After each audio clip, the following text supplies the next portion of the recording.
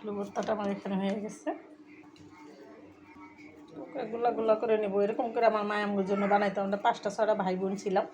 আলু ভর্তা বানাইলে সবার জন্য এরকম গুলা করে বানাইতো। তো আমরা ভাগাভাগি করতাম, আর কারাকারি করতাম, ঝগড়া করতাম আর খাইতাম। সেই দিন আর নাই এখন। আর ভর্তাগুলো আমার এখানে বানানো হয়ে গেল। তখন গরম গরম ভাতের সাথে খাবো। সাথে নিয়ে নিলাম ভাজা মরিচ।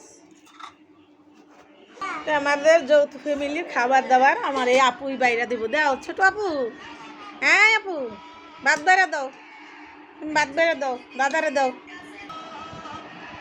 দাদারে ভাত দিতেছে, দাদারে নিয়ে ভাত দিতেছে। আমার জন্য নিয়ে নিলাম গরম গরম ভাত আর আলু ভর্তা।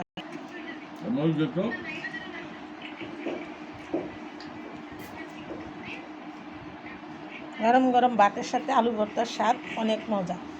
একবার হলেও বানিয়ে খেয়ে দেখবেন। নাতি নাতু নিয়ে খেতে বেশি। জুনায়েতের ভাতও মাই খেয়ে দিলাম। জুনায়েত আলু ভর্তা দেখাইতেছে। জুনায়েত তুমি কি দেখাও? তুমি কি দেখাও? হ্যাঁ জুনায়েত,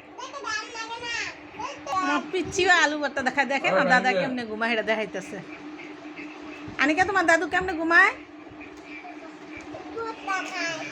তুমি খাও আলু ভর্তা?